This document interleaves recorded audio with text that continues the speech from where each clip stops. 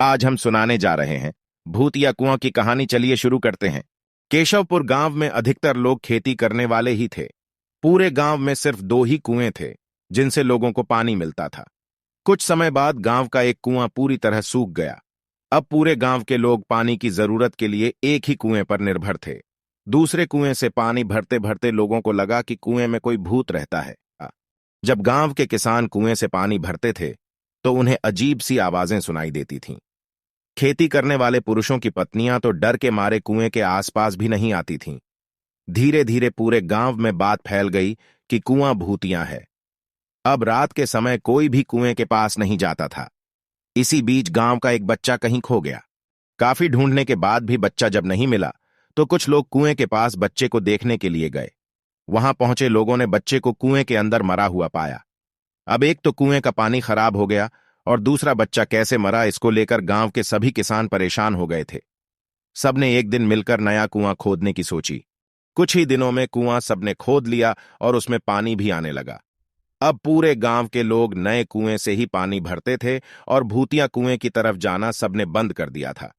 बड़े लोग तो समझदार थे, इसलिए कुएं के आसपास नहीं जाते थे, लेकिन बच्चे वहां अक्सर खेलने के लिए पहुंच जाते थे।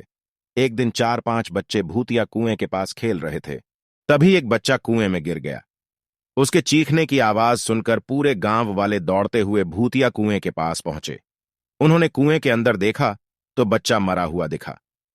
सबने उस बच्चे के साथ खेल रहे दूसरे बच्चों से पूछा, आखिर क्या हुआ था? बच्चों ने कहा, वो खेलते खेलते पानी को देखने गया और अचानक कुएं में गिर पड़ा। इस हादसे के बाद गांव वालों ने तुरंत एक तांत्रिक को जाकर कुएं के पास बुलाया। वहां पहुंचकर तांत्रिक ने बहुत सारे मंत्र पढ़े, जिसे सुनकर भूत सबके सामने आ गया। तांत्रिक ने अपनी विद्या का इस्तेमाल करके उस कुएं को छोड़कर जाने के लिए कहा।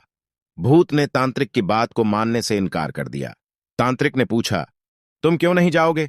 यहां बच्चे आकर मर रहे हैं, इसलिए तुम्हें जाना ही होगा।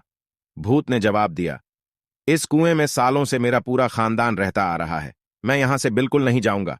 इतना कहकर भूत कुएं के अंदर चला गया। अब तांत्रिक ने गांव के लोगों से कहा, इस कुएं के मुंह को ढक दो, ऐसा करने से किसी तरह के हादसे नहीं होंगे। ये सुनते ही गांव के मुखिया ने तुरंत काम शुरू करवा दिया। दूसरे दिन कुएं के मुंह पर जाली डालकर पूरी तरह से रेत और सीमेंट से पक्का ढक्कन बना दिया गया और उसे ढक दिया गया। अब सारे गांव वाले खुशी खुशी रहने लगे। उस दिन के बाद से गांव में ऐसी किसी तरह की घटना नहीं हुई और भूतिया कुएं के डर से लोग मुक्त हो गए। कहानी से सीख, किसी भी परेशानी में हार नहीं माननी चाहिए। किसी न किसी तरीके से उस परेशानी से बाहर निकला जा सकता है।